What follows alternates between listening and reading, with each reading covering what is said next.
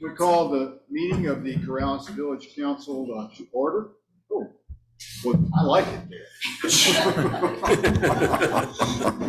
See, now I'm on the microphone. Okay, call the regular meeting of the Corrales Village Council to order. Those of you who have your cell phones, please either turn them off or put them on vibrate, and then stand and join me in the Pledge of Allegiance. I pledge allegiance to the flag of the United States of America and to the republic for which it stands, one nation, under God, indivisible, with liberty and justice for all. Councilor Miera. Here, sir. Councilor Woolman. Here. Councilor Knight. Here. Councilor Alsabrook. I am in attendance. Oh, well, that's good. Thank you for coming. Councilor Burkett. Here. Councilor Murray. Here. All right, we're all here. So has everybody had an opportunity to look over the agenda? Yes. I need a motion to approve the agenda. I don't think we have any changes we were going to make, do we? Yeah. No? Not on the agenda, but we have minutes. Did you make a motion? I'm sorry. The agenda Helps to turn on the mic. We have an amendment to the minutes, but that comes in the consent agenda, so I think we Okay. can the do this. agenda's fine. Move adoption. Okay, do I have a second? Second. Agenda's been moved for approval and a second. All those in favor signify by saying aye. Now we have presentations. We're going to get an update from the comprehensive plan. I don't see anybody Don't here. see him. for the Okay, well then comprehensive Dave plan. Gatterman has his opportunity to speak. Dave Gatterman is the executive engineer and director of, gosh, is your title executive engineer or executive director? Executive engineer. Executive engineer of the Southern Sandoval County Arroyo Flood Control Authority. That's a mouthful. That is enough. And he's going to talk to us all about arroyos. Thank you very much. Do I need a microphone or anything? Or Yes, you do, as a matter of fact. I bet this is it, right? It's a little prop.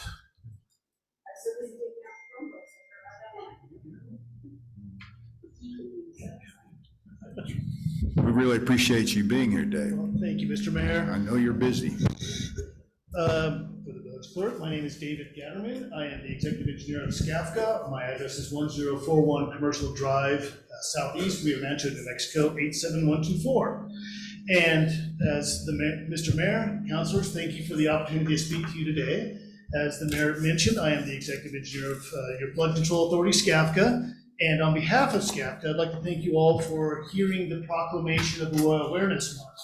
Last month, in May, our board of directors declared a resolution. The month of July 2023 is going to be Arroyo Awareness Month.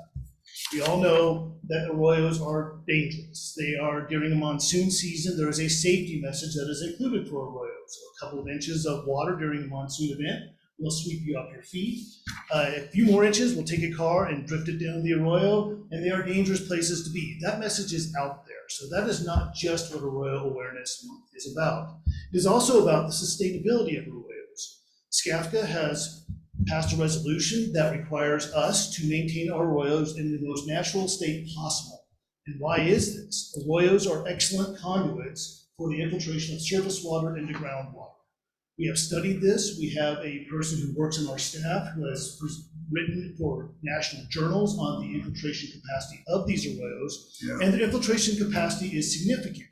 7 to 10%, depending upon the storm events that occur during any given year, of the amount of water consumed for domestic consumption in our jurisdictional area can be infiltrated in those arroyos. Is that going to solve the sustainability issue of groundwater in the metropolitan area, Rio Rancho, Corrales, Bernalillo? No, but it is a piece of the puzzle for continuing to be sustainable in our groundwater resources. Another wonderful benefit of our arroyos that we'd like to acknowledge is the fact that they present a very good improvement to the quality of life of the residents of the jurisdiction. These very long open spaces are wonderful for walking, for hiking, for biking, for horseback riding, and keeping them natural is a wonderful way to allow people to do that. By not concreting them, it allows for everybody to access them and use them as a quality of life amenity. We work with other entities, the Village of Corrales, the City of Rancho, and anybody else who would like to bring quality of life amenities to our open space. As I like to say, we need our arroyos about 8 days a year. The rest of the time, the public should enjoy them for the open space that they are. And the last piece is wildlife. These arroyos are wonderful wildlife corridors. Anything that wants to get from the river to the uplands and back, they make wonderful corridors for animals and birds and anything else that wants to get up and down from the river to the river and up to the highlands. And that is, that is the crux of what we wanted to do with the Arroyo Awareness Month, is to present these 4 benefits of arroyos. It's not just flood control. That is a critical function of them, but it's these other benefits as well. And we just wanted to bring that awareness out to the public. And with that, I'd like to stand for any questions that the council or the mayor may have. Yes, sir. I have one question, mainly just for my own personal interest. Do you have any sense on how many acres we have of arroyos in the village that we could bid our basically open space? In the village of Corrales, we have the Montoyas Arroyo. It's approximately 50 acres or so of arroyo corridor that's within the village of Corrales. Of course, the Harvey Jones Channel, that's a constructed concrete channel, not nearly as interesting or fun to be in as the natural arroyos, but yeah, we do have that piece of property. Thank you. But there are a variety of small arroyos all throughout the village. Yeah, I would Some of them imagine the actually overall have- number is pretty substantial as far as Yeah, just, some of them actually have houses in them.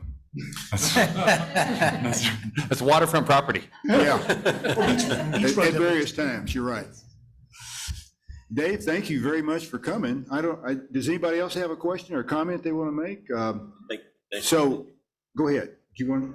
No, I just want to thank you. Oh, You're yeah, doing thank you. a great job. It's really, And SCAFCA actually began as the Corrales Watershed District, Yeah. like, gosh, 35 something years Back ago, in the 80s. And then we, late 80s, yeah. The SCAFCA basically grew out of the Corrales Watershed District, and we expanded up into Rio Rancho, and here we are. So Yeah. we were born in Corrales. Well, it was to protect Corrales. Yes, sir. I just had a current thought. Thank you, Mr. Getterman, for coming. So down at the Harvey Jones Canal where the bridge is at, several years ago, we had that 500-year flood and they had to do some damage to the bridge. Is it sufficient as it is now to meet the requirements of a 500-year flood or anything like that? So all of our facilities are designed to meet a 100-year storm event. That is the engineering principle that we use to design our facilities.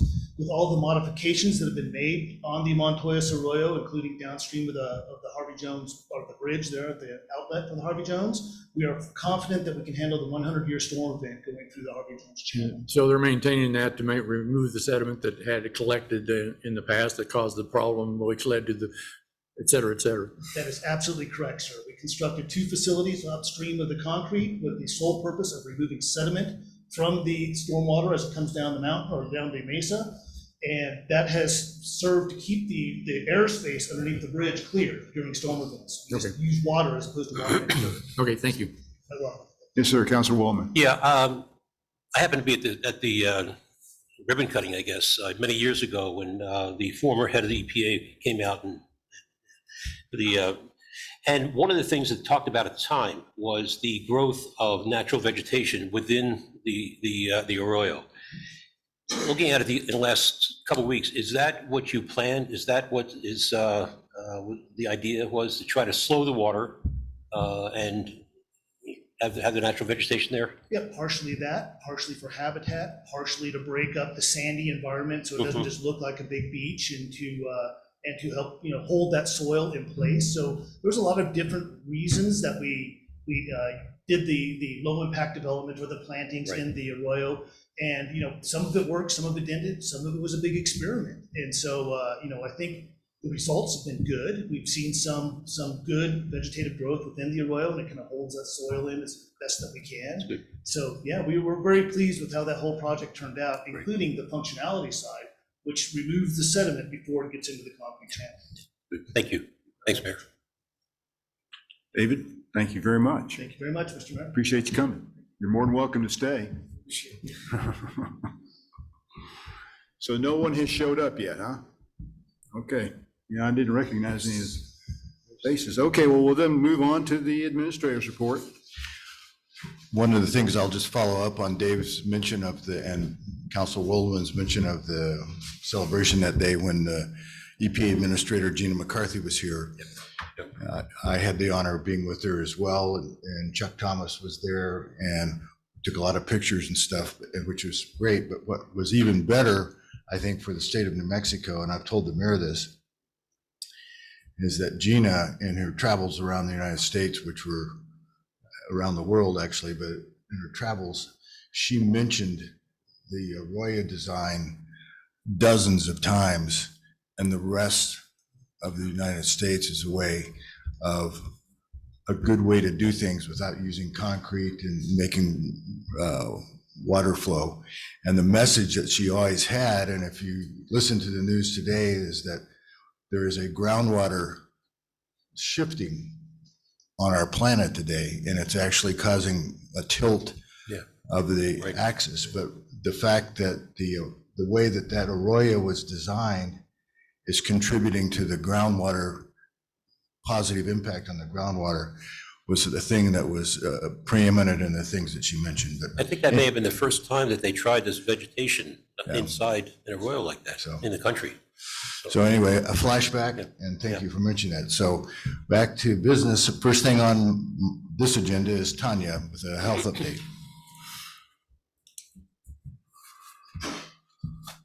You're muted. Did my video come up? I didn't see it.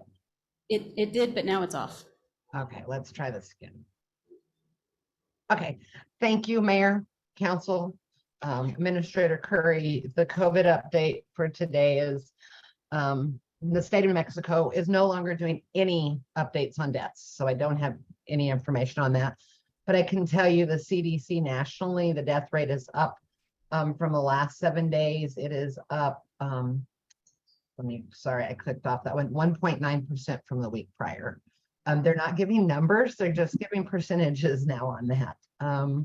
Hospitalizations are down nationwide, and hospitalizations are down in New Mexico as of their last reporting.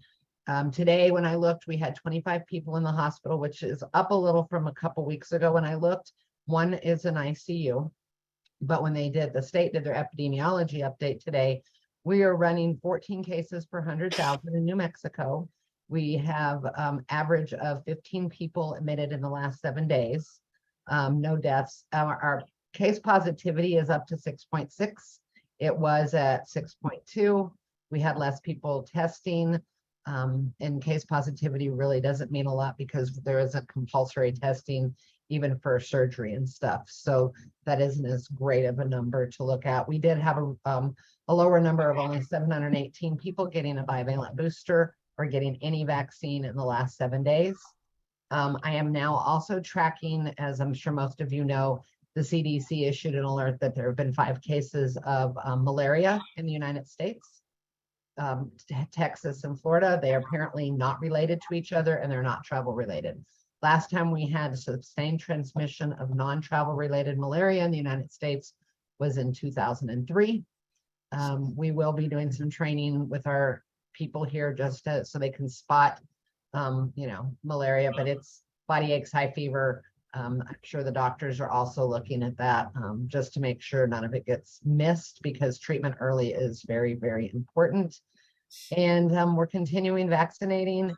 And most cases of COVID in Corrales that I know of right now have either been travel related and given it to their friends and loved ones, or but I don't know of any like major outbreaks in Corrales. Doesn't mean there aren't any. We do hope that, in the summer months that we will stay low. The CDC or the FDA and CDC both have agreed that the new vaccine should be the bivalent XBB, monovalent for the fall. Everything coming out right now, including the EU variant, is an XBB Omicron relative, so they have picked that. And I know Pfizer and Moderna are working on their updated fall vaccine, and I believe Novavax is as well. I'll be happy to answer any questions. Thank you, Tanya. Next, I'd like to ask Chief Martinez to come up and give a brief report on the rescue activities that have been just amazing that's what's going on in the Siphon between his work and Chief Vick's work down there. But Chief, if you could come up and just fill the council in on some of the things going on. Mayor, Administrator Curdy, members of the council. Every weekend, we've been posting at Siphon Beach. We started back in April with the high flows. This past weekend, we had, I think, 5 or 6 rescues. One was really critical. Cross firefighters, rescue technicians initiated the rescue. They came back and reported that, I think it was just perfect timing that we were staged at Siphon. It was about a quarter mile away from our staging. Once they made contact with the individual, they were able to extricate her from her pinned kayak up against a cottonwood tree, and her head was above water, and she was getting really exhausted. So our efforts are paying off. I know it's tiring. We're out there, from 9 o'clock until 6, 7, depends on activity out there. The public is seeing us there. It's the fire department. We have police officers that come in regularly to help us, try to enforce the rules. So I just want to give that report. We're planning on being out there again this weekend and on the 4th of July. But with the higher temperatures, we're starting to see an increase. I mean, literally Sunday, we had about 50 kayaks lined up, and they're all launching from the same boat ramp. So, I mean, it was like a traffic jam. So we're doing our part. And I truly believe that all of our efforts, and it's not just, we're focused here on Corrales, and most of the rescues have been in Corrales, but it's a multi-agency response. It's Corrales, it's Bernalillo County, it's Albuquerque, it's Rio Rancho, Sandoval County. And Sandoval County has also been posting at the 550 bridge right there by the Bosque Brewing, which is another popular entrance. And they're doing just the exact same thing we are here, just trying to prevent. So, any questions? Councilor Murray? Thank you, Mayor, Councilors. Chief, I want to just thank you and your crew, and especially tell your crew, we deeply appreciate the work they're doing. So the other question I have, and I saw Tanya on the news the other night, and it seems like people are just taking their life vests off, regardless of what the rules are. Do we cite them if you pick them up off the river and they don't have a vest? Yes, Corrales, and the chief is here. He could probably talk about their efforts in the citation. Fire department cannot cite under that. It's a state statute, and I don't know all the rules pertaining to that, but I believe they issued 3 citations. So. Yes, sir, Councilor Murray, Mayor and Council. So there is a state statute concerning the personal flotation device requirements on New Mexico waterways. So it's got to be filed in magistrate court, and that's why we're limited to the police officers issuing those citations versus other village officials. So in any event, obviously the ultimate goal is to gain voluntary compliance and keep people safe, not to write a bunch of tickets. So we've been successful in that the majority of the time. However, when we do have somebody slip through, there's really no means to chase them down on the river. So that's posed a problem. We were fortunate Saturday evening to have a little bit of discretionary time. So a couple of the officers that had visited with the fire chief up at Siphon and got really good descriptions of the individuals who were just blatantly opposed to wearing the life vest in spite of the law, and the urgent to do so by the fire officials, were able to intercept them at Alameda. One of them received a citation for not wearing his life vest into magistrate court, and the other 2 for possessing and consuming open containers of alcohol while floating down the river, as far as being part of the Corrales Bosque. So hopefully word spreads on that tickets are going to be issued as well. But at the end of the day, unfortunately, you can't legislate common sense. So, we're doing whatever we can. We're really support services for the fire department. They're absolutely the lead agency on this. And again, I share your sentiment that they're doing an incredible job. So, Mayor, I guess that does bear the question then. Is this something we need to lean on our legislators for, to allow the fire department to cite in cases like this? I mean, is this something that would enhance the fire department's ability to, if they see somebody, be able to cite them? I don't, the firefighters are firefighters. I don't think they need to be police officers. I think it's appropriate to have the police issue citations, but I'll defer to Randy. Perhaps you have some insight.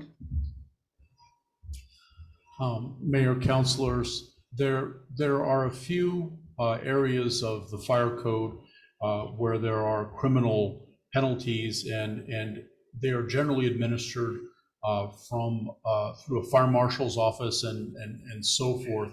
Generally speaking, firefighters are not in a position, they're not trained as law enforcement officers, and there is an inherent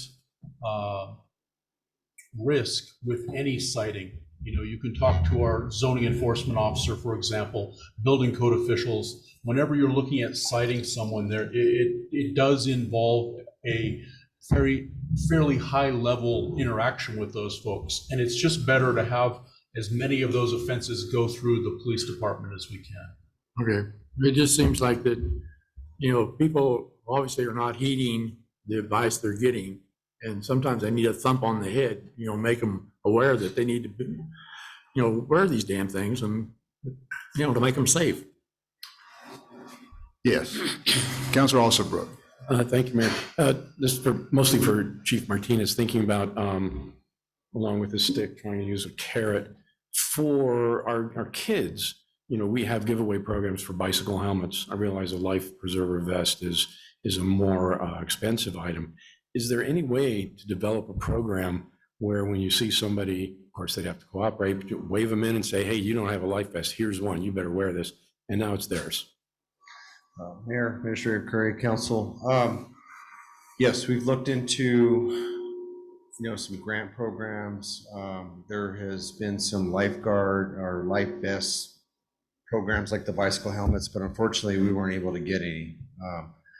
We'll always accept donations if somebody wants to donate life vests, possibly new condition, because I'm assuming we don't want the liability. But if we had a vest there to offer and it seemed to be the appropriate size and it's US Coast Guard approved, and we say, pick one that might fit you, try it on and have them personally put it on themselves, I think we'd be, not as liable. But yes, we did have a couple of vests that were donated when we did it was a program last year, and I had 2 vests, and one was a child vest that we actually gave away this year. So, Right. So we're always trying to come up with a solution. We always try to give people an option. We've actually watched some of their watercraft. They've left them there where we're staged, and we tell them to tie it off to a tree in case it gets windy. We'll watch it, and they get in their car and they go up to Walmart or somewhere and buy life vests, and they come back and they carry on their float. And we tell them thank you for being safe. And so we are doing that. We're doing good PR, but there are a handful of people that are just not very nice and don't want to follow the rules. Yeah. Any other questions? Any other questions? Thank you again. Thank you, Chiefs. Yep. Both of you.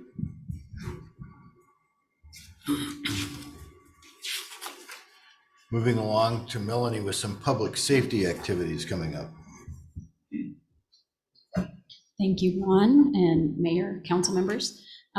We are, just today, I scheduled active shooter training for the village, and I would like to invite all the council members to attend that training with us. That will be August 2nd, so if you can mark your calendars. We'll have a morning session and an afternoon session, and this will be done by the same preventer who came last year. And as Councilor Knight can attest, she was at that training last year, and it was really good. I personally have been through a lot of active shooter trainings as a teacher, and of course they really push hide and protect your students, and this training was more fight back, get out, know your exits. The training is provided free of charge through the Municipal League and is done by a former police officer. So you are all invited August 2nd to come and join us for that training. And it'll be here.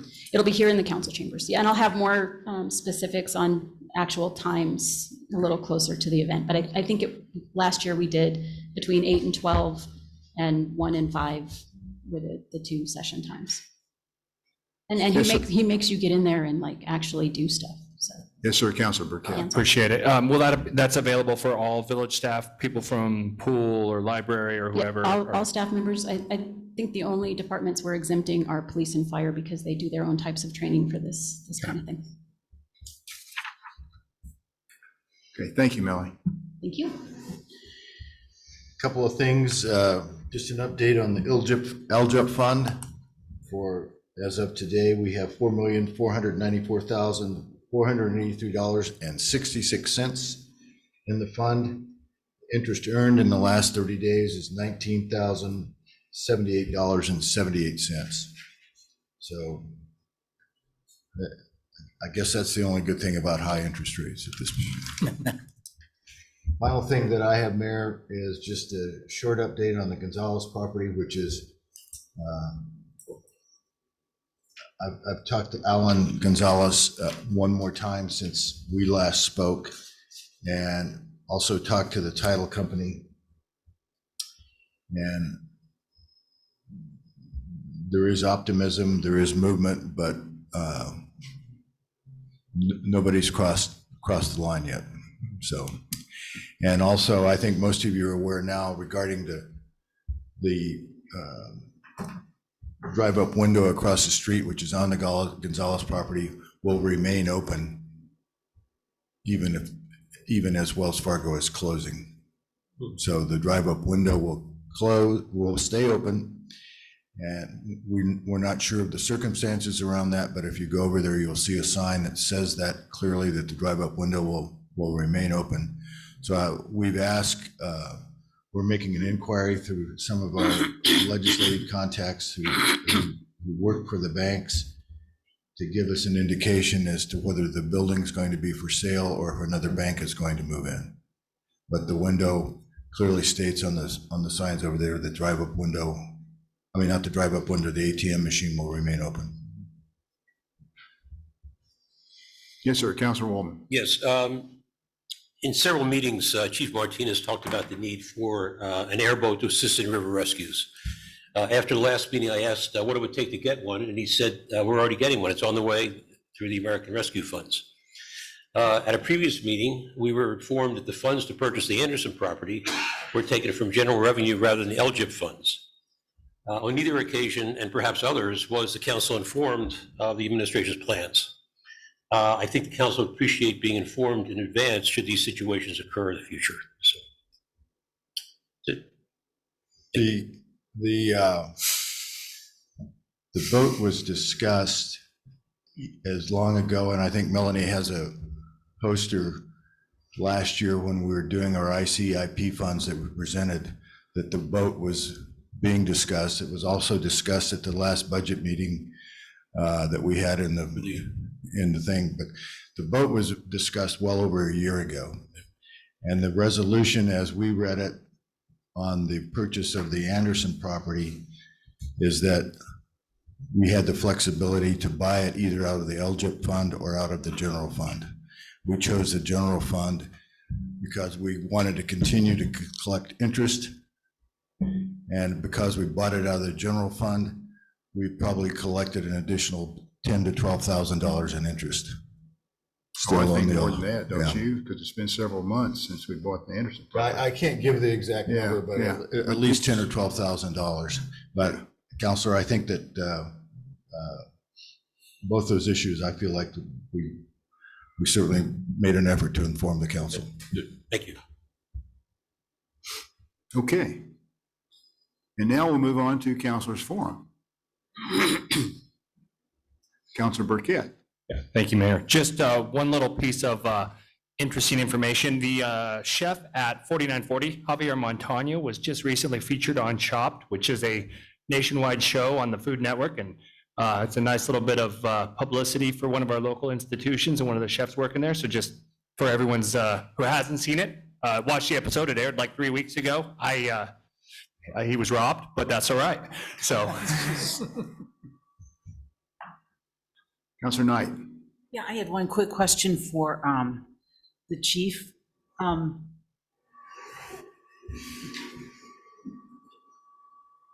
Is it better to go in if you on a kayak or a paddleboard at Alameda rather than Siphon Beach? Mayor, Mr. Curry, Council. So the section from Siphon Beach to Alameda is probably considered the most dangerous right now because of all the debris that has been washed away. What we're suggesting to those that want to go ahead and float the river is maybe 550 and get out at Siphon. I'm unaware of the conditions south of Alameda. I'm only kind of monitoring Alameda to the 550 bridge. But the safest route that I've been asking other floaters and other recreational users has been the 550 to Siphon. Okay. Less Because debris. it seems like there's a lot of rapids down by Siphon Beach. We took a bike ride down there the other day, and I told this gentleman not to go in because he was on a paddle board. I said, why don't you go down to Alameda? And it seems like it's a little less rapidy, or it's easier to get in. So hopefully he did that. So Yeah, the rapids, I think, are being created because of the new weir that was installed by MRGCD to protect the siphon. And so we're seeing, we're seeing the same thing. A lot of the rapids, some more experienced kayakers are going over the rapids. They're enjoying it, but we're trying to, for the beginners, we tell them go somewhere else. It's just, it's too dangerous. okay, so 550 or Alameda are a little less dangerous. Well, again, I don't know south of Alameda. I haven't monitored that. That'd be a question maybe for Albuquerque Open Space. I don't know what their kind of conditions are. I know most recreational users prefer to come up to Siphon and go get out of Alameda because it's about a 2-hour trip right now, maybe a little over 2 hours. And Siphon to, 550 to Siphon is about an 1.5-hour trip. And I think if you take Alameda down, I don't know where you get out at. So, Okay. but All right, yeah, thank you. thank you. Appreciate it. Councilor Waldman? This is a shout out once again to our fire department. On Saturday, June 17th, our 75-pound golden retriever came barreling into our side patio and at full speed crashed into my wife, knocking her to the brick surface. I called 911 and 3 members of our fire department appeared within 10 minutes. They were competent, courteous, and kind. They called an ambulance, and Barbara was rushed to Russ Presbyterian Hospital within an hour, where she had surgery for a broken femur.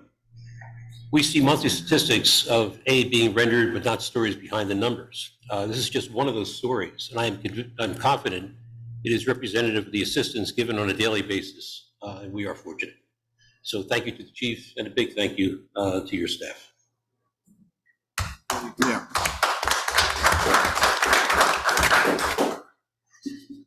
Yes, sir. Councilor Murray. Thank you, Mayor. Also, on the 16th, we had our monthly MTP meeting. And right now, they're accepting public comment on the TIP projects that have been selected for approval, and they will vote on this next month in July for the formal TIP process. So that's coming up. Also, we just recently updated our Open Meetings Act, and we passed that without any issue. The other question I have is, seems like the Sandia Bar there hasn't been a lot of activity around that. I was just wondering, do we have a problem, or are there problems going on with that we're not seeing it moving towards completion? There is a problem apparently with P&M. Okay. Is that our problem, or is it? It's P&M's problem. But P&M was there first, right? I mean, if they're. The issue has to do with the utility pole. Okay. And apparently, the owners of the Sandia Bar who are trying to renovate it, fix it, have done everything that they can possibly do, and the ball is in P&M's court, and I'm not quite sure where that is right now. Okay. We have asked, is there something we can do to help? Maybe there's, who knows what we can do to help them, because they've been sitting there vacant, or not vacant, but idle for a long time. You know, I walk by there frequently and just kind of look around to see if anybody's there. And one day there was a guy out there working, but he hadn't heard anything about P&M. Well, shouldn't that have been caught at P&Z? I mean, if there was an issue with the power line, it seems to me that should have been caught during the site development plan process. I don't know the specifics. Okay. I just know that it is an issue that's related to P&M and a utility pole. Okay. Anyway, just Not looking meeting forward- OSHA regulations or whatever. Just looking forward to seeing something happen with that place. I know what you're looking for. Schlitz beer. I already got one place. They don't make that anymore. That's what he's looking forward to. Yes, ma'am. Just a heads up, the Rio Metro Transportation Board is not having a meeting they didn't have a meeting in June and won't in July unless something important comes up. So the next meeting I hope to get to is in August. Okay, thank you. Anyone else? Okay, now we'll move on to Coriolanus Forum. This section is for informational purposes only, not for discussion and debate, to inform the governing body of an issue or concern that would not be addressed on the agenda during the business session. There's a 3-minute time limit. Let me remind everyone who speaks, you need to be civil and courteous. Otherwise, you will not be allowed to continue speaking. Do you have someone on the list? First up, we have Sam Thompson, and Jen Noel is listed on the same line. Did you want to speak together? Can we give them their joint 3 minutes as one 6-minute block? Since they're speaking together? So, you each get 3 minutes. That's the easiest way to say it. Okay. Mayor, councilors, my name is Sam Thompson. I live at 1737 Camino de la Tierra here in Corrales. I'm Jen Noel, and I live at 716 West La Entrada, the house with the goats. We're here to invite you to an event July 8th at 10 a.m. We're going to be unveiling a mosaic that has been created by the kids here in Corrales and will be permanently housed at the Storybook Garden. Now, I'm with the Master Gardeners. Jen is with the Corrales Society of Artists. I've been with the Master Gardeners for 15 years, and during most of that time, I've worked on projects here in the village. About 3 years ago, a group of us had finished working, we had been working on the pollinator garden. When we finished that about 2 years ago, the librarian said, would you guys mind taking a look at what used to be euphemistically referred to as the children's garden, which was really just a very sad, neglected space, though there were some strawberries that continued to produce. So we said, well, sure, we'll take that on, why not? We decided we wanted to make an edible garden for the kids. So the first thing we did was to dig up those poor dear strawberries, and we took care of them until about 4 months ago when they were put into their own bed. And now they're there with some other friends, and we've got a strawberry bed that's going strong. You're not going to find strawberries there because the kids get them as soon as they turn. But this has been a real labor of love. When it started out, I was calling it a children's garden. Well, I had a consultant who was 7 years old at the time. Dosie looked at me and she said, you can't call this a children's garden. I was thinking that a child was still a 7-year-old, and she informed me that was not the case. So I said, what should we call it? She said, well, storybook. I said, okay, it's the Storybook Garden. Once we did that, it became obvious we needed to bring something else into that space. The plants weren't storybook enough. We needed some art, we needed some whimsy. And fortunately, I was on the Main Street Arts and Culture District Committee, and I met Jen Noel. Well, being the Tom Sawyer that I am, I started whitewashing her about working in the garden and bringing the artists in, and she fell for it, hook, line, and sinker. So what you're going to see when you come to the Storybook Garden is a great collaboration of our organizations. Jen, why don't you say a few words? Yeah, it's been my honor to work with Sam on this project. The Corrales Society of Artists has typically not worked with our agricultural community, so this has been a real kind of privilege. And finding artists to donate, we would say, you can pay for it, we'll pay you for the supplies, for the art, we want something art, and everybody is donating, and they're coming out of the woodworks to donate art pieces for the Storybook Garden. We want to invite you also, so we're having the unveiling for the mural, which we had a community collaborative project. There was 95 pieces made by the community of Corrales. Most of them were children. The 5th grade class in Corrales Elementary all made a piece, and then we made the other pieces during Viva Corrales. And there was actually a news article on this whole unveiling last night on KOB4. And if they have a reporter available, they're going to bring the reporter out for the unveiling as well. So it's going to be exciting. It's going to be a lot of fun. With the unveiling, we're also having the first Art in the Park that Corrales Society of Artists is hosting since before COVID. You know, it started waning, and so we canceled that, but we're bringing that back because everybody seems to be wanting to get out, do more stuff as a community, and so we're gonna have the first Art in the Park on July 8th as well. There's gonna be 2 musicians and a food truck and an ice cream truck, so it'll be a good community and lots of fun. Councilor Murray. Thank you. So what time? And I'm sure. So Art in the Park goes from 9 until 3, and the unveiling is at 10 a.m. And I presume we should probably list all the counselors. I already have a notice of possible quorum on the website. Thank you. And I would like to invite all of you guys to come out and see. I think our mayor has agreed to speak. Yeah, I'd say a couple words. Yeah. You know, gardening is art. Yes. I mean, some of the best art I've ever seen have been my own garden, for example. It goes really well together. Art Yes, and no, I gardening. agree, Yeah. I agree. And I know Sam does too. And when you think Because of Corrales, you think of art and agricultural and Sure. horses, and so it all kind of fits together. So this was kind of a big honor. Anybody else? Well, thank you very much for bringing this information to us, and we'll certainly I guess we'll try to get as many out there as possible. Yeah, appreciate it. Thank you. Thank you. Okay, next on the list is Garrett Allen. If I could speak after my father-in-law. Okay, Rick Toller. Thank you.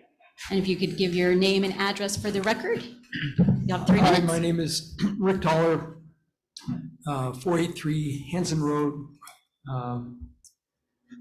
I was going to give a quick speech tonight at the Carl News Forum, congratulating you on bringing the speed limit on La Entrada to a vote, as indicated last meeting. Now I'm having some trouble expressing my dismay and my disappointment politely to find that it's not on the agenda.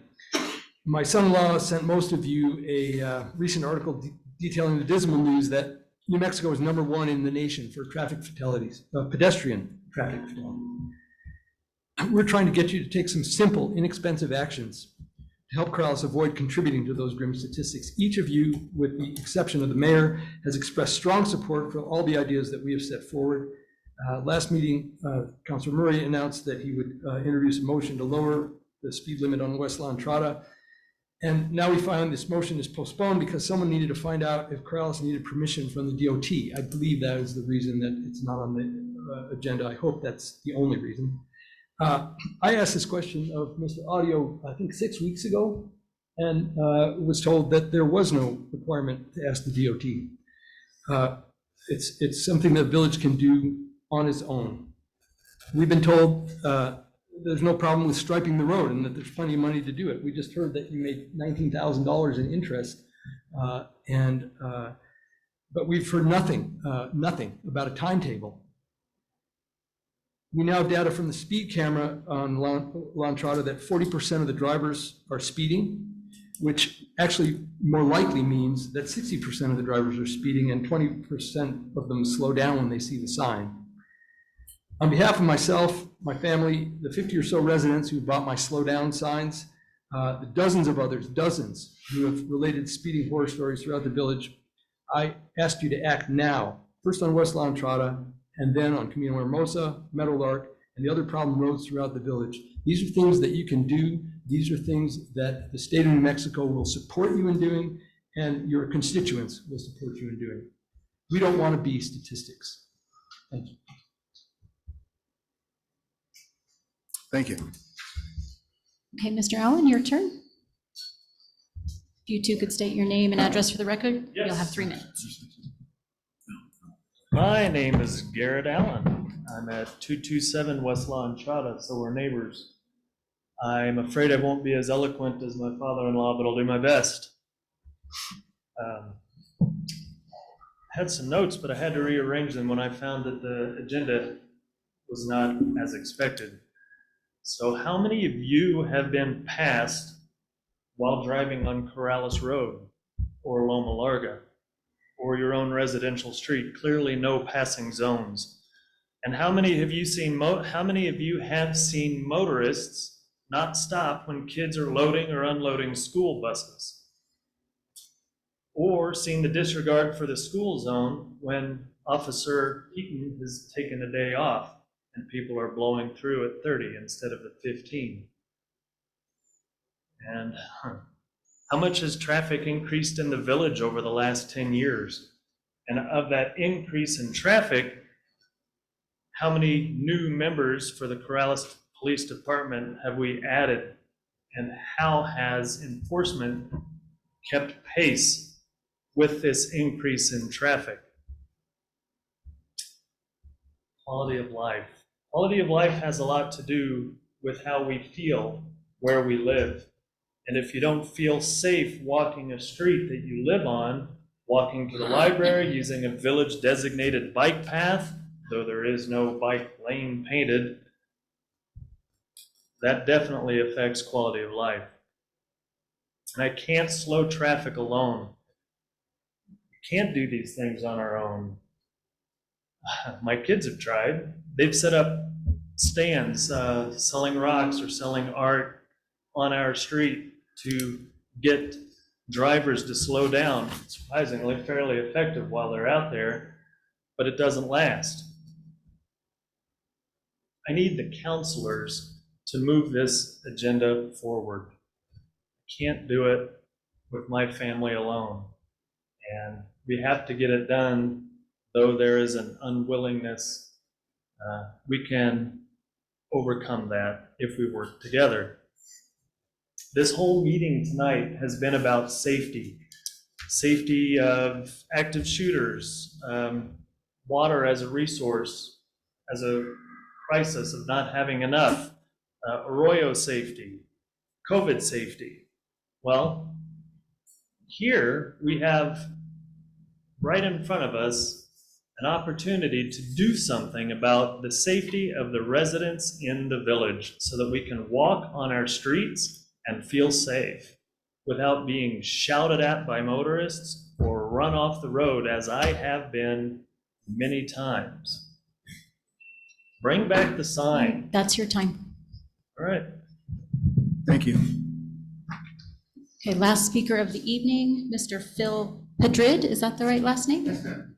And if you'll state your name and address for the record, you'll also have 3 minutes. Thank you, Mayor. Thank you, council folks. And my name is Phil Pedrid. I live at 930 Alamos Road, west side of Loma Larga. I want to bring up the issue of the animal ordinance 6.9 involving safety. My neighbor across the street 2 years ago was letting all 3 of his dogs on the road all the time on Alamos Road. We got a hold of animal control. We brought movies, we brought pictures. Eventually, they're kind enough to cause a change in our neighbor's behavior, and the dogs were kept on property for a while. What changed was 4 months ago, one of those dogs is gone. And they posted the fact that the dog is gone on one of the social media sites. I can guess what happened to him, but they replaced that dog with a puppy that's now much older, about 50 pounds, and all 3 dogs are now on the road every morning. It's a safety issue because we can't open our gate, which we bought and paid for, so the dogs wouldn't come on our property as toilet. We can't go out on a leash because if the dogs are out there, these are dogs we got during COVID on animal control, and we adopted them. They have a younger dog and now they're bigger dogs. We can't take them on a leash out of our property if those dogs are on the road. The second thing is, when they're on the road, I have an entirely fenced acre. I let them out on that acre 1/2 hour a day, and I'm with them 100% of the time. But if the dogs are on the road, some of you know that there's a whole thing that dogs do with a leash protecting. They're guarding a fence. So their dogs are running along my fence. My dogs are chasing them back and forth. As a veterinarian, I can tell you 3 or 4 times a year, we see dogs that blow out their knees because they're sprinting to the end of the fence, stopping, sprinting back, stopping, and it's a danger to our dogs. I went to their house the other day and explained it to them, and I said, can we get a compromise? Please keep your dogs in your house from 6 a.m. to 9 a.m. in the morning. That's all I'm asking, so I can let my dogs out and I know where they are and I'm safe for at least 3 hours in the morning. And they refused, and they said they can't control their dogs. They can't guarantee the dogs will be out from 6 a.m. to 9 a.m. The reason I'm bringing it up is to ask if there's guidance or direction I can get from the council so I know what my next step is. We normally don't have a discussion. Okay, thank you. Okay. well, could you repeat your name? Of course, it's Phil Madrid. Okay, It's 930 Alamos Road. okay, Thanks so much. all right. Any more? That's it for this evening. Okay. Let's move on to the consent agenda. I need a motion to approve the consent agenda unless there are any changes that anyone wants to make. Yes, sir, Councilor Murray? Mayor, so one small change on the counselor's forum on our minutes. I would like to change the last three words, where it says in the village, to on Law and West Law and Trotta. That'd be it. It was my comment. Okay. I don't think we have to pull that off for that, do we? I don't know. I think it's just something you can. Yeah. I can amend it We can make before, that change. Yeah. before I post it. Okay, yes, sir, Council Alsabrook. Since the bar is a resolution, can we just do a roll call vote on the consent, and then it's not a consent? Or do we need to pull it out?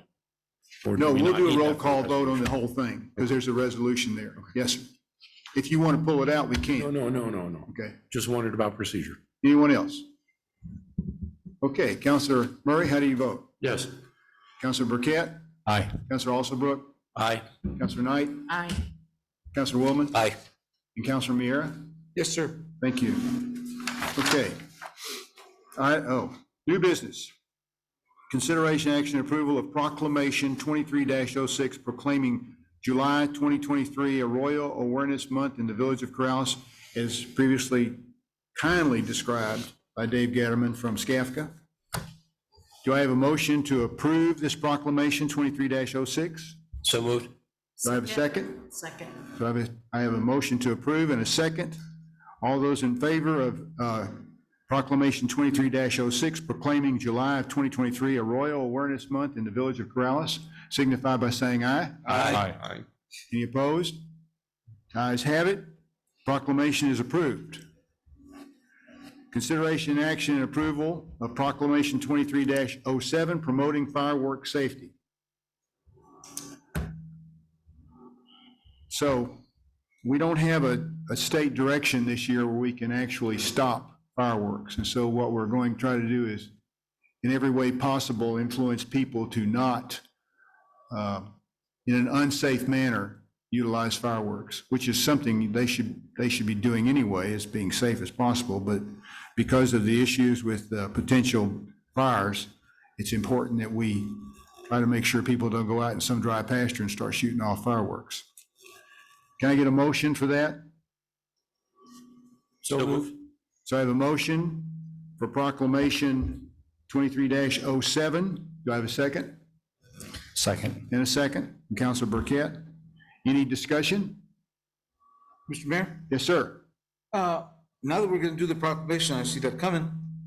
How do we get it out? What are we gonna do with it? How do we, Well, go the next step? we're gonna start with the mayor's message and try to do that. Okay. We're gonna ask you guys to tell everybody you see, we need to be aware of what's going on with the climate. We hope that people are watching the news and seeing all this fire going on in the state of New Mexico. We've been trying to tell people about this issue, and when we're dealing with the fire suppression lines that we're trying to get in the village, to handle potential for fire. What were some of the other things we talked about? Melanie? The fire department already has a fireworks safety page on the website, and I can put links to that specific page on our Facebook and our Instagram accounts. So we can do things like that. We're sort of limited. I mean, we could walk up and down the street and do this, but yes, sir. Is there any way we could put an ad in the comment or in one of the newspapers? Either the Sandoval County, or the. You mean like a public service announcement? Yeah. We can certainly ask. Good idea. Yes, sir. Council Alsabrook. Thank you, Mayor. I know in the past, when we made these bans of fireworks, it was worded a little bit convolutely to match up with state requirements. Why did the state not do it this year when this is higher risk than in the past? I mean, is this just something they forgot to do when they were in their session, or is this something that Is You this- know, I don't want to and- step on any toes, but I think the fireworks lobby is pretty strong. Yeah, no, obviously it is. It is. That's well understood. Yeah, absolutely. Is there It is, but- anything we can do that is not, does our only power to regulate it come from the state, I guess is my question. Pretty much everything we do here is regulated by the state. I mean, they tell us how we have to do our business. Sure, yeah, we inherit that, yeah. I think the chief is focused on this, as well as Chief Martinez, Chief Manji Capra. Both are, you know, doing what they can. Now, if people are out there shooting off fireworks, your officers will step in on occasion.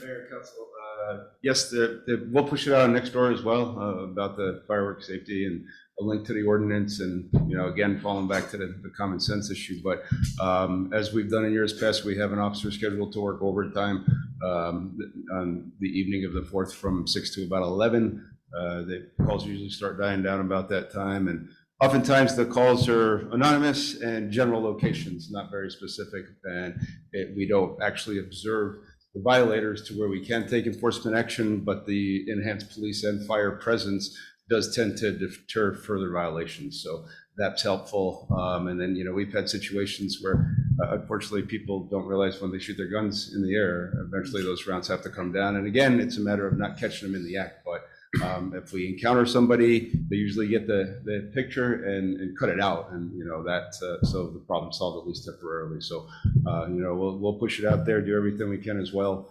Last few years, we've enjoyed the lull because of COVID. But people are starting to come back out, you know, in spades really though, because they're getting it out of their system. The cabin fever is setting. So, but yeah, we'll push it out on next door as well. We won't wait till Monday. We'll probably do that in the next couple of days with a reminder on Monday. Yes, sir, Councilman Murray. Thank you, Mayor, Councilor. So, Chief, is the Neighborhood Watch, is that still an active thing, or is it kind of? Yeah, Councilman Murray, Mayor, Council, it's, there are still pockets of Neighborhood Watch programs throughout the village, but the village-wide CPD organized program is really a virtual Neighborhood Watch. Nextdoor.com is our current Neighborhood Watch. Yeah. I was just wondering if there were Neighborhood Watch captains that we could push the word out to and let them kind of disseminate. Yeah, there are same subscribers as Nextdoor, and unfortunately, the people reading those and the village website and the mayor's message aren't the ones setting off the fireworks. Of course not. And so, yeah, but, you know, we try and get them to share the information with their neighbors. You know, another issue, Councilor Knight and I had discussions over the past few years about people with PTSD that is triggered from these loud noises, and, you know, the fireworks can sound like gunshots and those types of things. And it's like, you know, they just don't get it. They're just focused on, you know, watching something go boom. So even if we had a law that said you can't do it, as evidenced by the speed limits, people don't always, and as evidenced by the river issues, people don't always follow those guidelines. Yes, Melanie? I think Chief Martinez would like to say a few Chief words. as well. Martinez, please.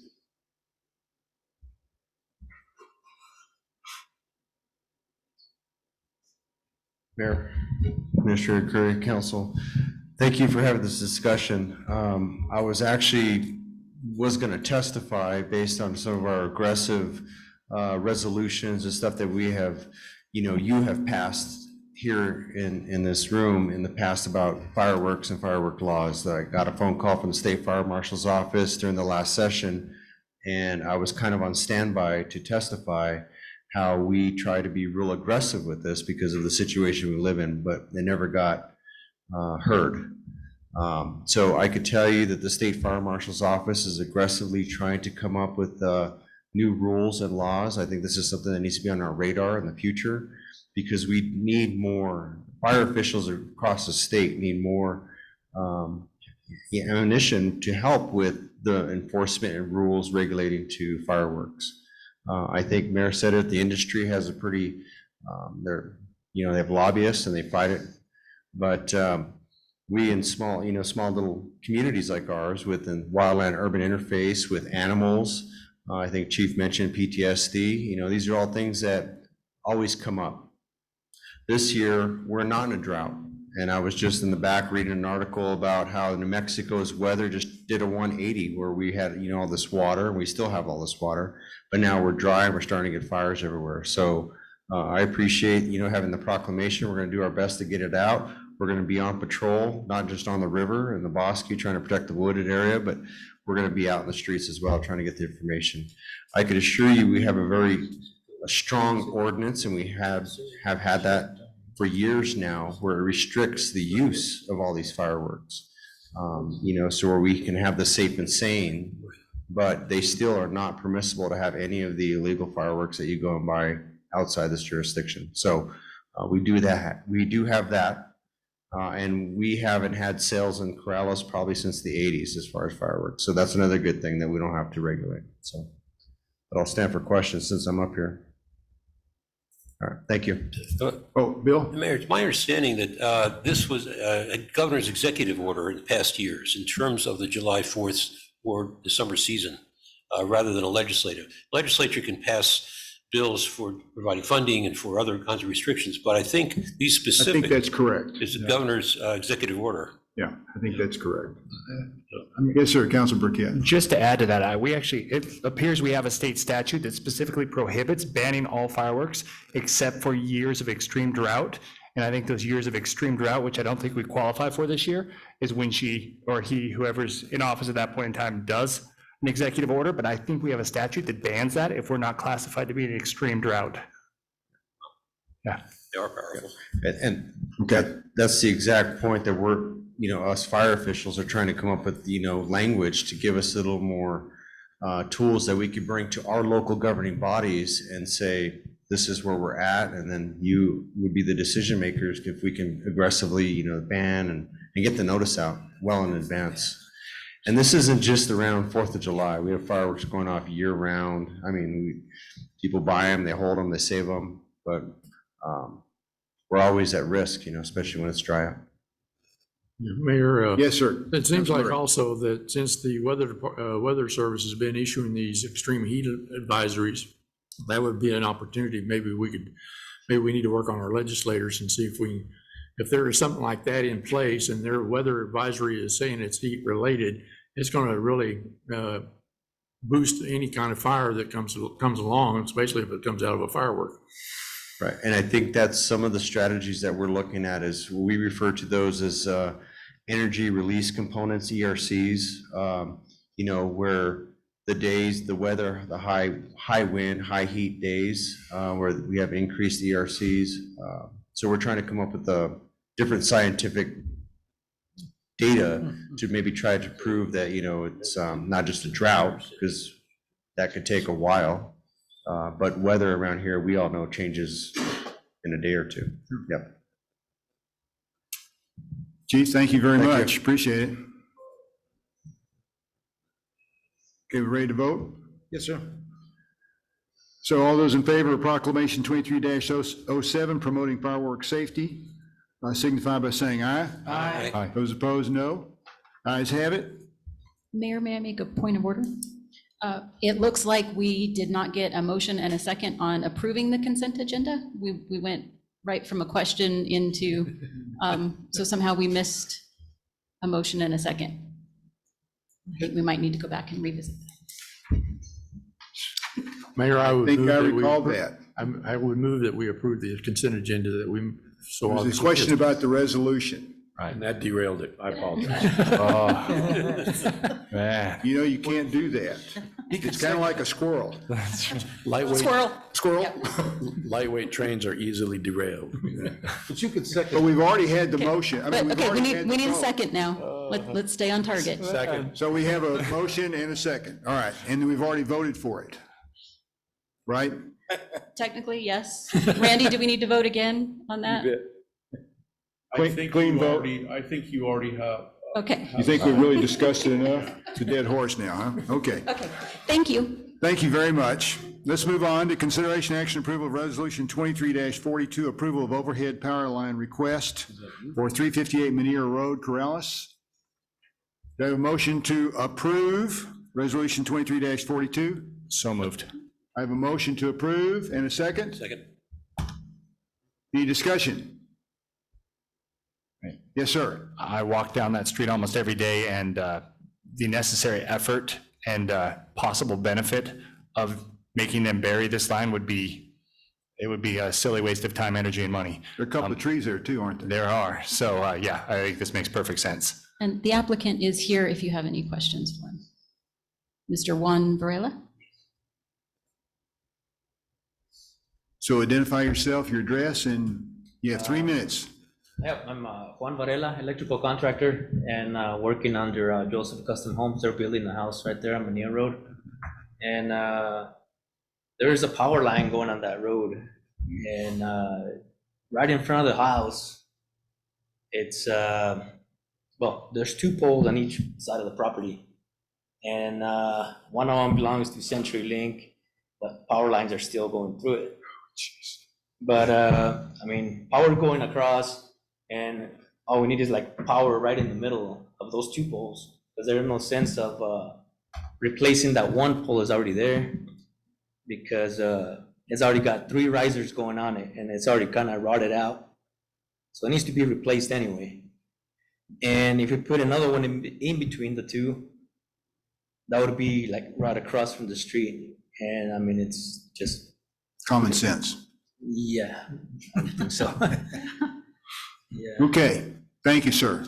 Thank you. Anthony, you want to make a comment? Mr. Mayor, Administrator Curry, I guess this is a question, I try to catch these power line stuff during like planning and zoning and site development plans. Is there a way, if that is considered an easement, that the property owner will not plant, large trees in front of that to give us issues down the road? Because that's one of our biggest concerns with above ground power lines is these trees, and over a period of time, and they become an issue. I guess that was just maybe a question if that's something that can be done to make sure that the power lines are safer. Yeah. I think it's a different property owner where the pole will be planted. It'll be right next to a different property. And that actually brings up a good point. I mean, I assume they've been consulted about this. They're aware that this is being discussed, the property owners whose property that pole will be adjacent to. Yeah, I think that's a really good idea, and I'm not sure how we go about doing that. This is just a concern of mine, and we're getting more and more of these, and we respond to a lot of power lines, especially in wind events. Correct, And yes. I'm trying to come up with a strategy. Maybe this is not the appropriate time, but since it was brought up, I just want to question that, what we can do to try to make sure that, it's safer around these power lines, not only for the homeowner, but for the responders and for the community. Yeah. Yeah, that's a great idea, actually. With climate change and whatever. Anyway, but perhaps we can do something to that effect? We can look at it. It's an interesting issue because Yeah. like, I think we have to work with P&M and perhaps see what other jurisdictions are doing. It's a good idea, and it's a good thought. Yeah, Mayor. Very proactive. Yes, sir, Councilor Murray. It seems to me that since that's an easement where that power line has to go in, I don't think you can put any kind of growth in there as it is. You may be absolutely correct, because that's one of the issues in another part of the village where years and years ago, Tony Tafoya would drive along and mow down all these trees that were in the right of way. Yeah. Would really aggravate several homeowners who would sort of, take care of those little elms that they were trying to grow to adulthood. And, but no, that's a good point. It may already exist. Yeah, and I think, the trees sometimes are already there, but anything that's new, I don't think it can go in that easement because the P&M's got to have access to that easement to make sure they get. Correct. And those easements are typically kept clear. And I know this is a separate issue that I know Anthony's trying to address too, but there are power lines that pass through property lines that the owners are probably responsible for maintaining those trees and that they're not in the power line obstruction. So, that's something else we need to probably think about, but I appreciate Chief Martinez bringing this up. Yeah.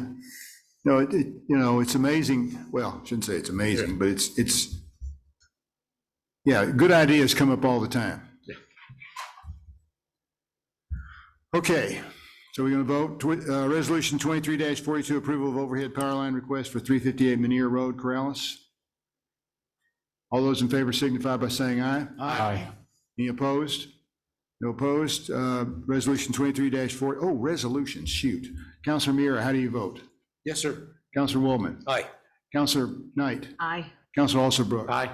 Councilor Burkett? Aye. And Councilor Murray? Unanimous. Okay.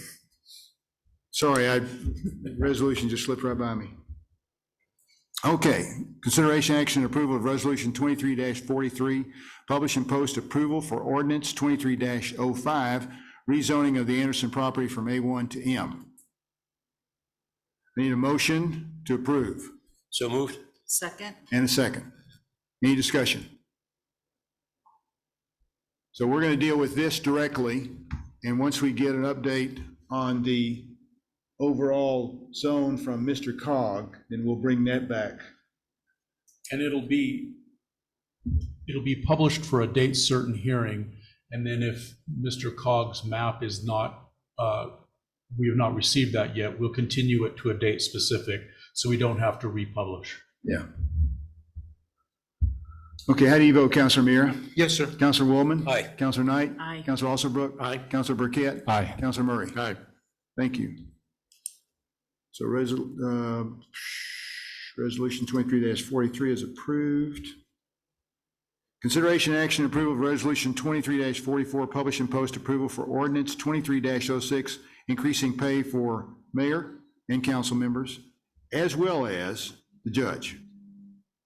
Although she wasn't included in this line here. I need a motion to approve. So moved. Councilor Woolman, second. I'll second. Councilor Burkett. And one issue here, counselors, to consider, we're going to add, you're not voting on the ordinance itself today, this is just posting and publishing, but we're going to amend the ordinance to add a provision that calls out the constitutional requirement that no raises will be effective for elected officials until there's a new term. So we will have that in the final version of the ordinance. Mayor, Yes, sir. could we just put a date certain of January 1st of 2024? That's when the new members will be sworn in. Well, we want a general provision that says for any change. Oh, I see. In the Up future. or down of, yes, it'll be applying to from now forward. Just to make sure that no one makes that mistake and gives themselves a raise or cuts their salary, which one never knows. Yes, sir. Councilor Alsterbrook. And this just, I had raised the point a lot earlier when we were just having some first discussions. I don't know if there's a way to do this or not, to make it a more uniform, rather than the term staggered, No, three no terms, way. 3 terms. Because that means for the next 2 years, if he's reelected, Councilor Waldman's time is worth, well, however much more than mine. I'm not picking on Councilor Waldman specifically, just. Well, he'll make more than I do too, so it's no big deal. No, it's the way it's written. That's the, but is that That's my required, understanding. is The that statute is written, constitutional? correct? So I'll just read it into the record so everybody hears what it says. This is Article 4, Section 27 of the New Mexico Constitution, compensation of public officers, agents, or contractors. And it says, no law shall be enacted giving any extra compensation to any public officer, servant, agent, or contractor after services are rendered or contract made. This is the operative part. Nor shall compensation of any officer be increased or diminished during his term of office, except as otherwise provided by law. Term of office, okay, thank you. Anybody else? And Yes, sir. on Councilor Mira. the, as you made reference to the judges included in the posting. Gotcha. Yeah. Councilor Knight. Just a note, from 150 to 600 is a 300% raise. It's a biggie. It's a biggie. Yeah, when our public employees got an 8% raise, yeah, it's pretty big. Yeah, it's sure. Yeah, it's a whole lot of money. Councilor Murray. Well, but when was the last time the council and the mayor had a raise?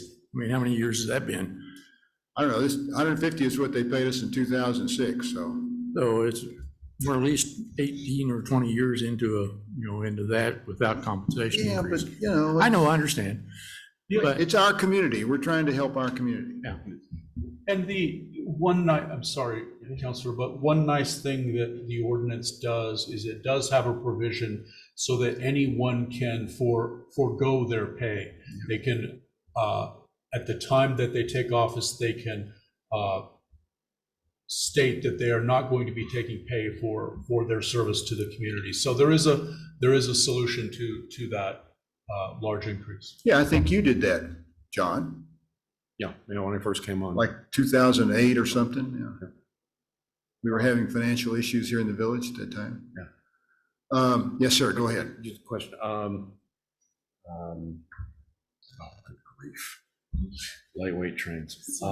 It'll come back.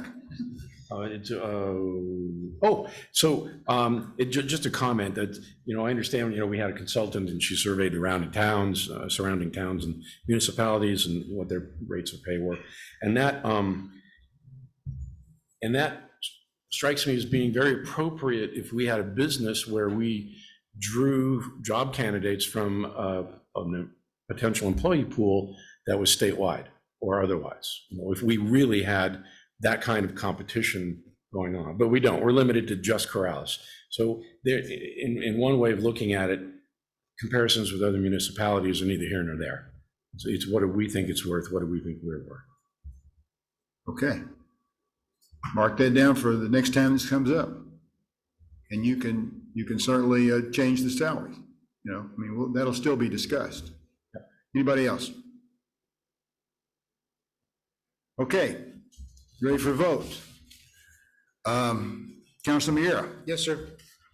Councilor Woolman? Aye. Councilor Knight? No. Councilor Alsabrook? Aye. Councilor Burkett? Aye. Councilor Murray? Yes. Okay, so resolution 23-44 is approved, is passed. Number 6, consideration action approval of resolution 23-45, notifying the Secretary of State of all municipal officer positions to be filled at the next municipal officer election in November of 2023. I need a motion to approve resolution 23-45. I move we approve resolution 2345. Okay, I have a motion to approve. How about second? Second. Got a second? Any discussion?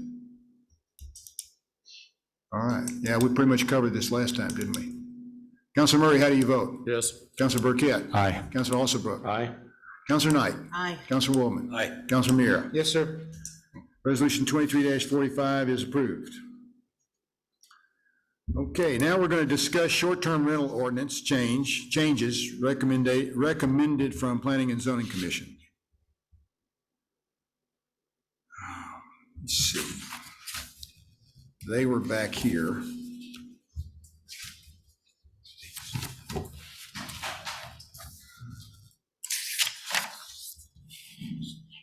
So the two things that are here, I direct your attention toward the back of our packets. Members of the governing body, Mayor Fahey and Administrator Curry. This is from Rob Black, Chair of the Planning and Zoning Commission. And he had two recommendations for us to consider for short-term rentals. So, does anybody have anything they want to say? Yes, sir, Councilor Murray. Thank you, Mayor. So I have no problem with item number 1, but the removing the children language out of that. I do have kind of a pain with number 2, only because it seems to me that they are now coming to us to ask for forgiveness for something that they passed in the past month. There was a site development plan for the Gonzalez property, what we call the Sears house. And there was already a short-term rental in place there, but the Planning and Zoning Commission went ahead and approved the event center and also maybe, I think, 2 or 3 more rooms for short-term rental. Now, the way the ordinance stipulated is short-term rentals will have no event center. And that was pretty clear to me. And even though event centers are allowed within the commercial district, it looked like to me that the short-term rental in place should have overridden the event center being proposed. But apparently it didn't. It passed the planning and zoning, and now they're coming back, and now it looks like they're asking for forgiveness now by trying to remove the language so that they can allow short-term rentals and event centers in the commercial area. I just have some problems with that. But, that's my opinion, and I'm sure there are other opinions from the counselors, but I'm not in favor of number 2.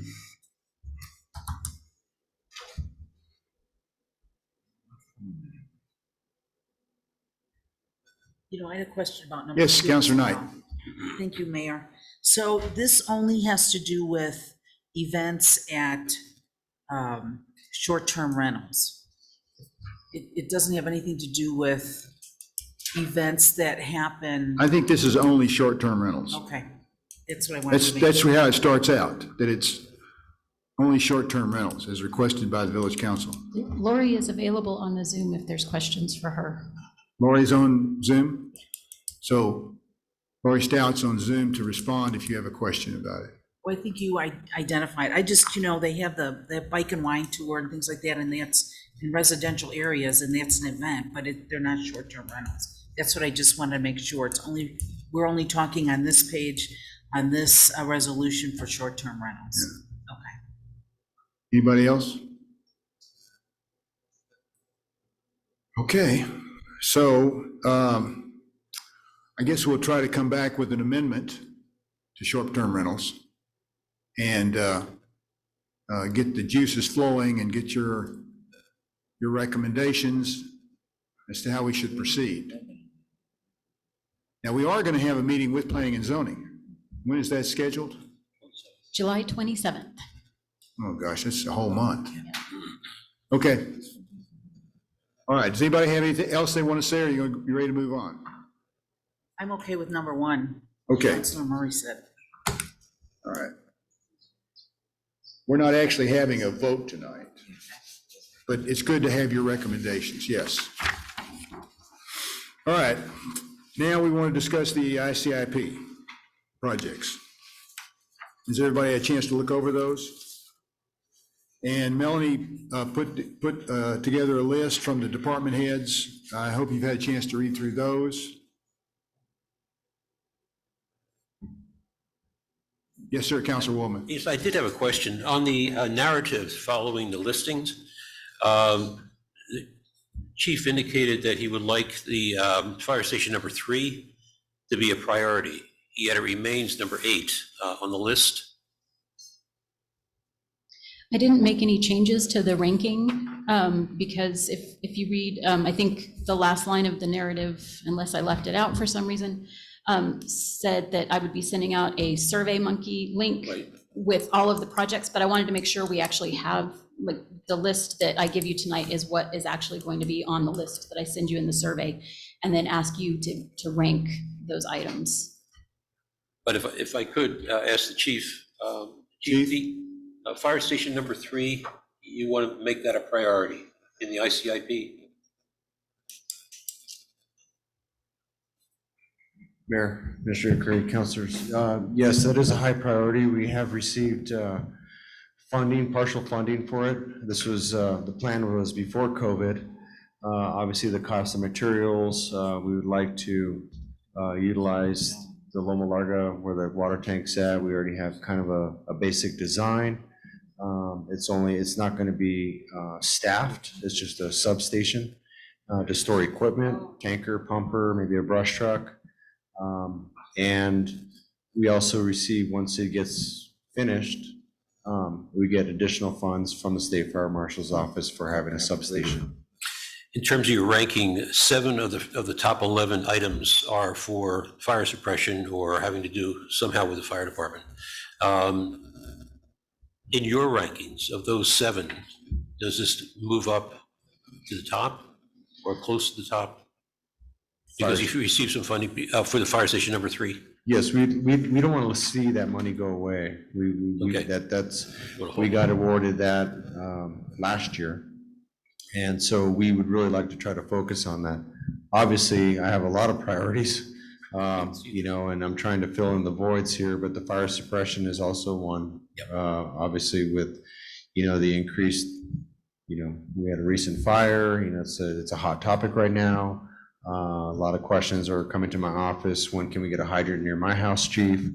We're meeting, the mayor and I, and trying to strategize our master plan to try to get the most coverage throughout a village.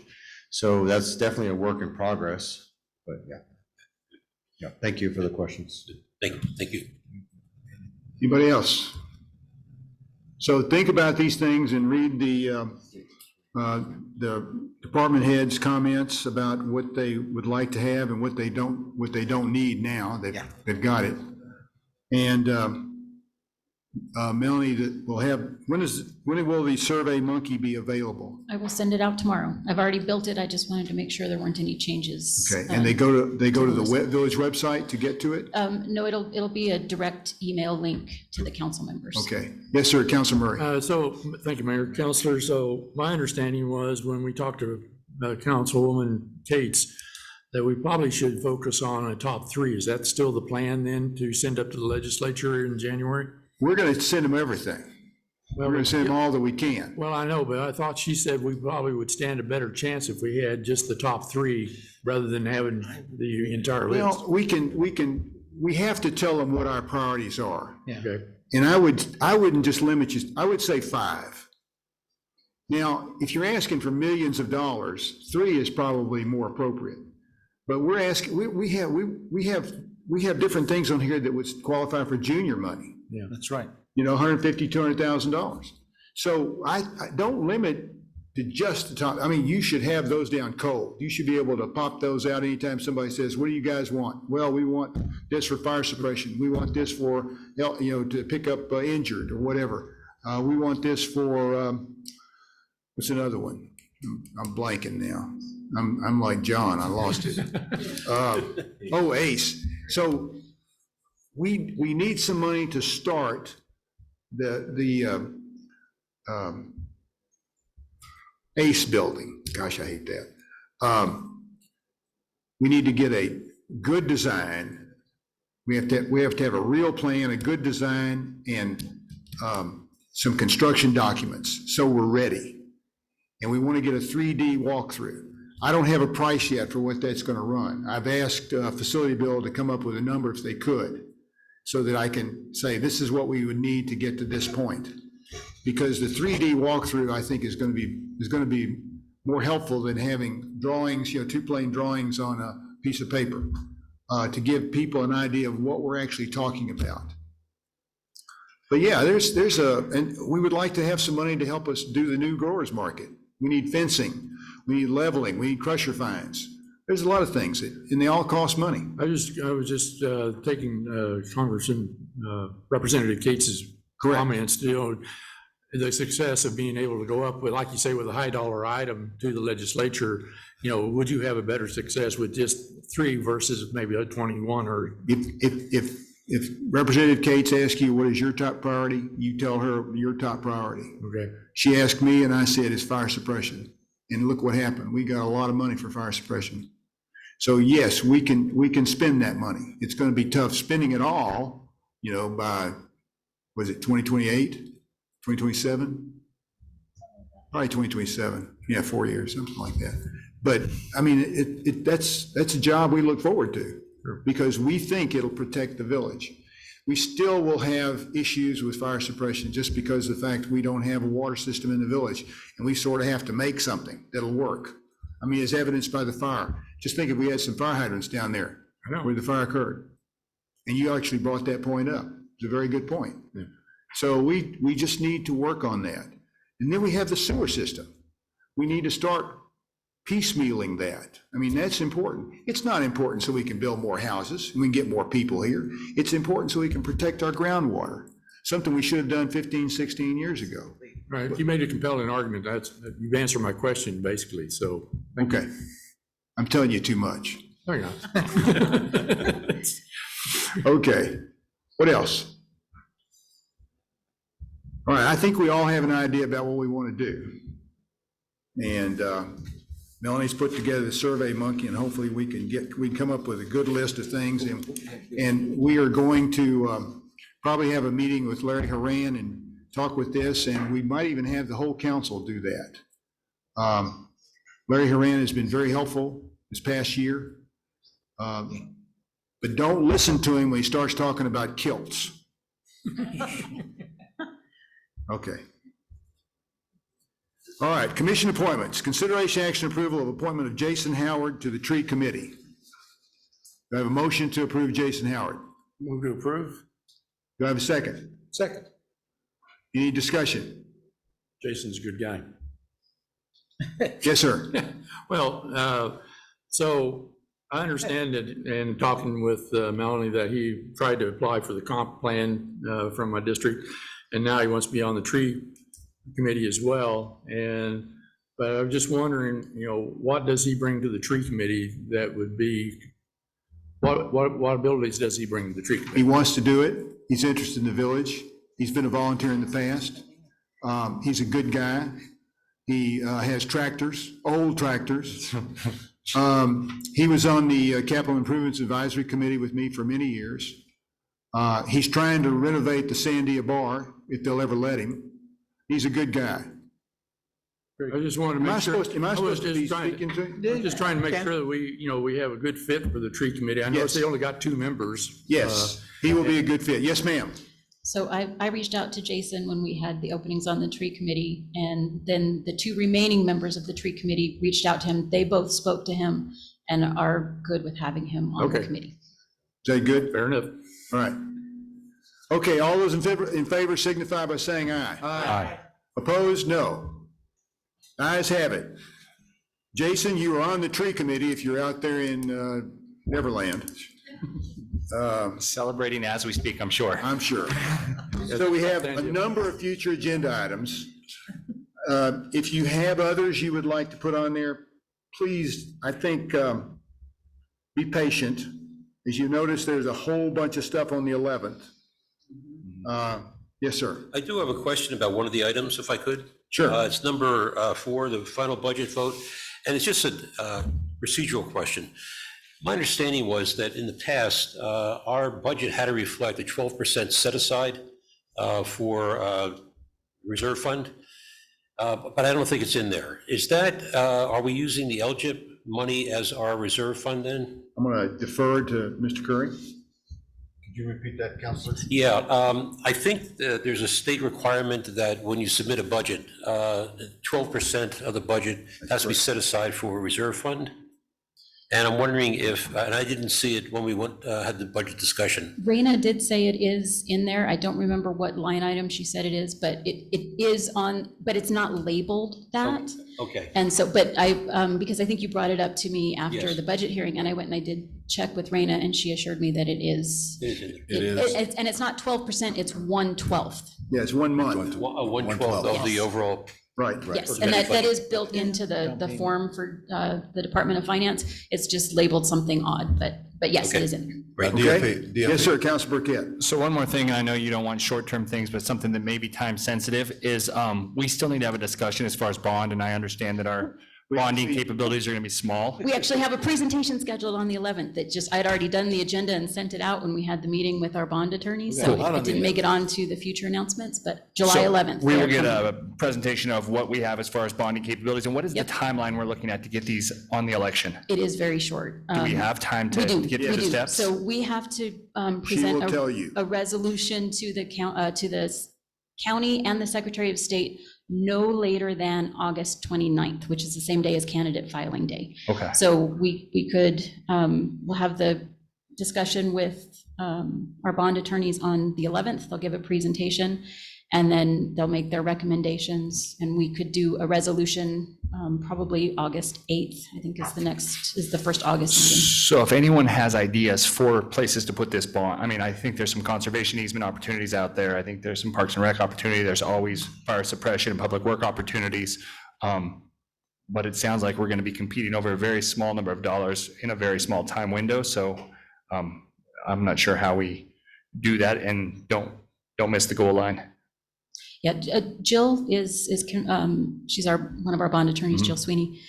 She's Now, are they confident both- that we Are can they get both it going done. to be there? Is Brad? Yes, He's going to be online. isn't he? Brad and Jill will both be, yep, I think Brad is He's going going to to. be online. Will Yeah, be participating okay. from Zoom because he'll be in the Pacific Northwest. Yes, but- sir. So 2 things. One, this is for council audio. Can we have the ordinance ready to go for the speed limit by the 11th, or are we waiting on something specific? I'm going to have to talk to the administration about it and see where they're at on it. The meeting that came up, Corey was here and I didn't prep with her prior to this meeting. So we're just going to have to circle back. And so I can't tell you definitively when that would be ready. Okay, and then also, so this goes back to the election process on the 29th. Can we have a proxy deliver our documents? You sure can. There, you'll get a candidate packet and it will have the document that you would need. And it's just a form you fill out. I think you have it, might need it notarized. You can bring it to me, Sky, or Bridget at the administration office. We're all happy to notarize it for you. So how does anybody from, the public get a hold of these candidate packets? I am waiting on information from Tina. What I'm hoping, Tina is our county elections clerk. I'm hoping that I can have packets here so that you can pick them up from my office. But typically you could get it from the county clerk, but I'm going to see if we can get them here for you as well. Thank you, Mr. Mayor. It's unfortunate that we didn't get the update from the comprehensive plan. I really needed, and I had a couple of questions on that. They don't have to be discussed at this point in time, but how do we go next for the comprehensive plan, being that that was an important part of the process and the time? We'll find out what happened. We'll find out what happened and we'll see. We'll get them back here. Yeah, Chris But like you Allen said, sends her it's apologies. so busy, but still, I don't know. Yeah, the chairperson of that committee, Chris Allen, was supposed to be here tonight. She came broke down her ill arm. and okay. didn't get a message. She may have sent an email that I didn't Yeah. get before coming over, So but she sends her apologies. And we could actually slip an hour in someplace, like on a Thursday, maybe, if we could all agree on it. It's not like, it is sort of written in stone, kind of, but we can do extra meetings if necessary. Okay. But aren't you glad we at least have 2 meetings a month? Think if we were only down to 1 meeting a month, now what our agenda would look like. Start at noon. I said start at noon. Yeah, or end at dawn. Okay, since we have completed the business of the village, I'm going to adjourn this meeting. Thank you. Thank you all for coming.